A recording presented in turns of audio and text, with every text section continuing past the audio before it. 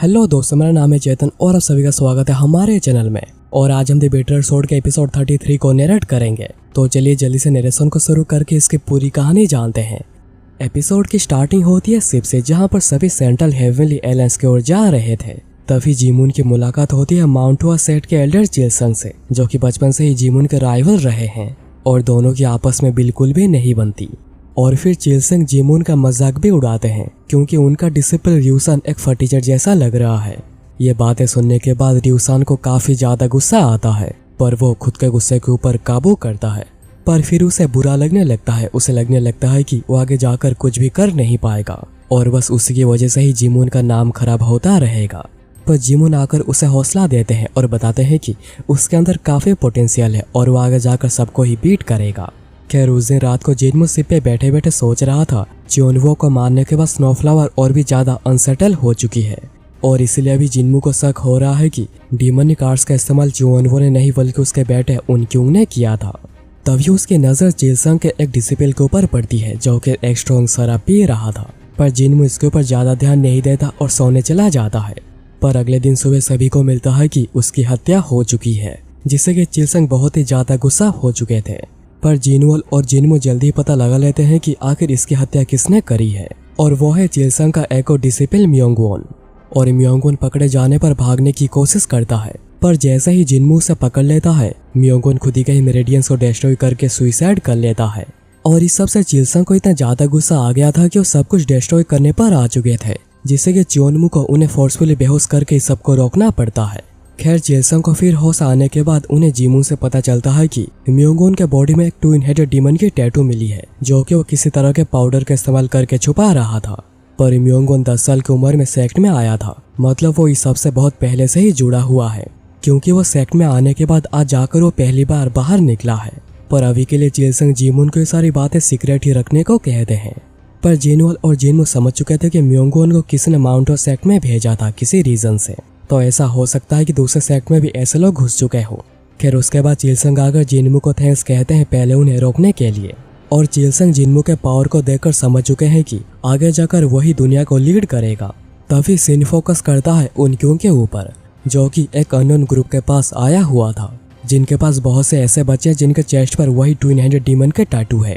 उसके बाद हम देखते हैं कि फायर ड्रैगन के लोग वापस आ चुके हैं, जिससे कि सभी लोग बहुत ही ज्यादा खुश हो चुके थे। और इसी खुशी में मैडम तायते आयरन ब्रिगेड को एक ऐसा पास देती हैं जिसके मदद से वो कहीं पर भी काम कर सकते हैं।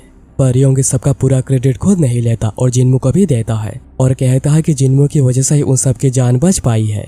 आयरन ब्रिगेड फिर कोई समय गवाई बिना सेंट्रल हेवनली एलायंस की ओर निकल जाती है।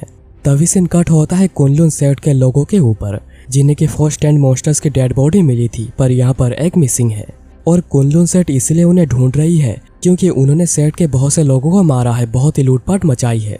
पर अभी उन्हें ढूंढना है कि आखिर ये सब किसने किया है और आखिरी वाला कहाँ पर है।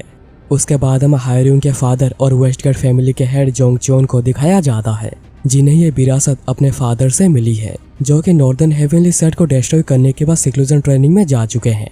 पर अभी वो फिर से वापस आ चुके हैं क्योंकि साइलेंट नाइट भी वापस आ चुकी है। उसके बाद सीन कट होता है जिनमू एंड ग्रुप के ऊपर, जो कि सेंट्रल हेवनली एलायंस पहुंच चुकी थी और वो यहाँ पर टैंक फैमिली के घर में रहेंगे, क्योंकि यहाँ पर हर एस्टेम्ड फैमिली को एक घर दिया गया है। और फिर सूर्यन उन्हें बाय कहकर अपने रेसिडेंस चली जाती है। उसके बाद सभी जा रहे थे रेस्ट करने, पर जिनमू कहता है कि उसे कुछ काम है और वो मार्केट में चला आता है। और वो यहाँ पर आकर ब्लैक मून को ढूंढ रहा था, जो कि उसे मिल भी जाती है। और उसे यहाँ पर सिचुआन के ब्रांच लीडर वॉलरिंग मिलती है, जो कि यहाँ पर इसलिए आई है क्योंकि यहाँ पर अभी बहुत कुछ हो रहा है। खैर थोड़ी देर तक बातें करने के बाद जिनमू ने बहुत सारे पैसे देता है मूनसन की खबर लाने के लिए। जिनमू को फिर यह पता चलता है कि ग्रेट फोर का चियोनवो अभी सेंट्रल हेवनली एलायंस आने के लिए निकल चुका है। और ये बात जान लो कि चियोनवो से ज्यादा पावरफुल है और उसी का ही बड़ा रोल था नॉर्दर्न हेवेंस के बिट्रेयल के पीछे।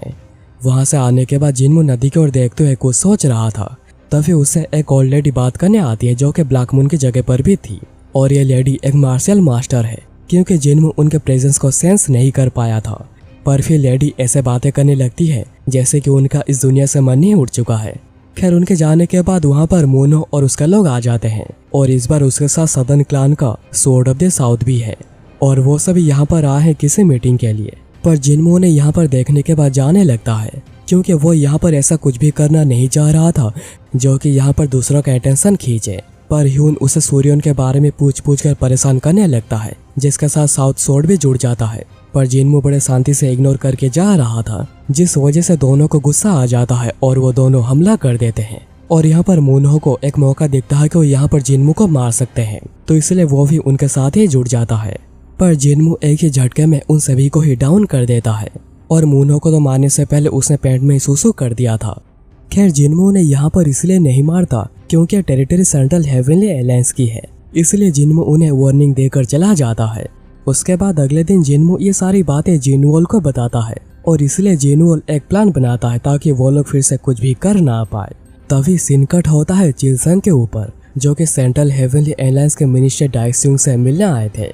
मिनिस्टर का काम होता है सारे इंटरनल अफेयर्स को संभालना और इसी वजह से उनका सेंट्रल हेवनली एलायंस के ऊपर बहुत बड़ा इन्फ्लुएंस है और उन्हें डाउट है कि शायद दूसरे सेक्ट में भी ऐसे लोग हो सकते हैं।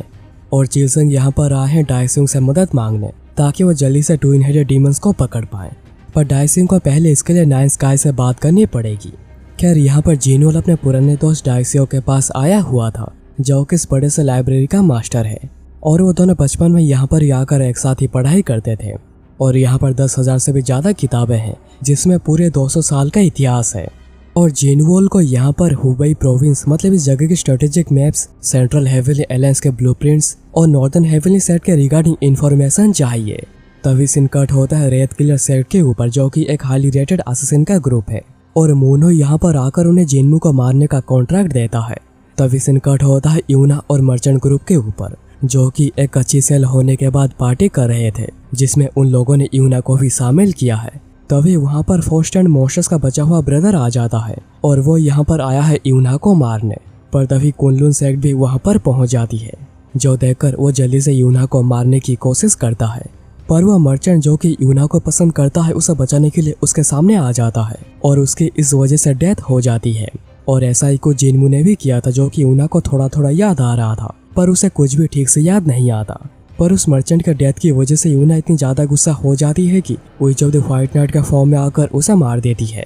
पर इसको लेकर कुनलुन सेक्ट बिल्कुल भी खुश नहीं थी, क्योंकि किसी को भी ऐसे बेरहमी से मारना नहीं चाहिए, क्योंकि अगर वो भी ऐसा करेंगे तो आखिर उनमें और मॉन्स्टर्स में क्या ही फर्क रह जाएगा। पर बातों बातों में उन दोनों के बीच में बहुत बड़ी बहस हो जाती है और क्योंकि यूना साइलेंट नाइट से है, कुनलुन सेक्ट उसके ऊपर हमला कर देती है। फिर उसके बाद सीन फोकस करता है जिनवोल और जिनमू के ऊपर, जो कि एक होटल में बैठकर खाना खाते हुए आगे की प्लानिंग कर रहे थे।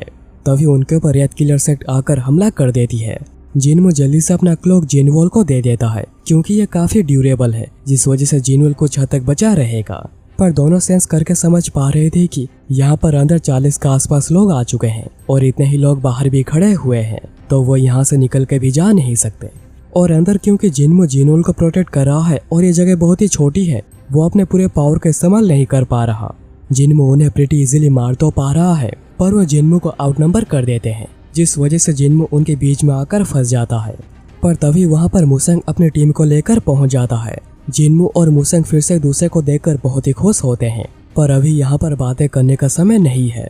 मुसेंग बताता है कि उन लोगों ने बाहर के लोगों का सफाया कर दिया है, तो जिनमू जिनवोल को लेकर यहाँ से निकल कर जा सकता है। तो वो इसलिए जिनमू और जिनवोल को यहाँ से निकल कर चले जाने को कहता है और जिनमू भी ठीक ऐसा ही करता है। पर जिनवोल पूछता है कि उसका लोग ट्रस्टेबल तो है ना, तो मुसेंग कहता है कि बिल्कुल। खैर उसके बाद जिनमू जिनवोल को लेकर निकल आता है और वो निकल के जा ही रहे थे कि उन्हें रास्ते में चुंगिन मिलता है और वो बताता है कि इस रास्ते में आगे असैसिन्स उसका वेट कर रहे हैं। पर ये सुनकर जिनवोल को एक आइडिया आता है कि वो इसका इस्तेमाल करके सेंट्रल हेवनली एलायंस के अंदर जा सकते हैं, क्योंकि मर्डर के चार्जेस में किसी को तुरंत ही पकड़ लिया जाता है। फिर उसके ऊपर एक मीटिंग होती है, ट्रायल्स होते हैं, उसके बाद ही जाकर कुछ किया जाता है, तो उनके पास ये काफी अच्छा मौका है।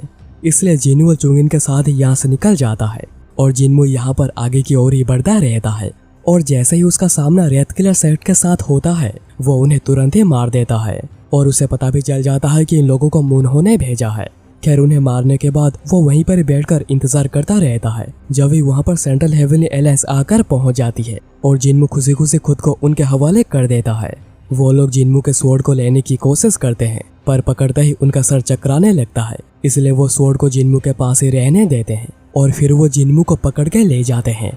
उसके बाद हमें मुसेंग को दिखाया जाता है जो कि अपने टीम के साथ ही उन्हें मारने के बाद जंगल में रेस्ट कर रहा था, पर उन लोगों ने एक को बचा कर रखा है ताकि उन्हें पता चल पाए कि आखिर ये सब किसने किया है।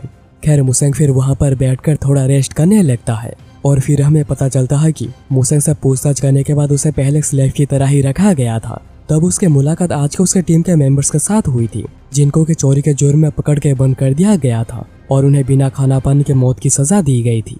पर मुसेंग छुप छुप कर आकर उन्हें खाना देता था और वो कहता था कि उन्हें ये सब सहना पड़ेगा, उन्हें जीना होगा।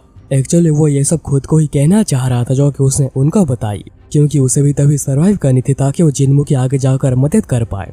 फिर एक दिन वो सभी मुसेंग के पास आते हैं जब मुसेंग एक बड़ी पोस्ट पर पहुंच गया था और उन लोगों ने मुसेंग के कहने के मुताबिक सरवाइव किया था चाहे कुछ भी हो जाए।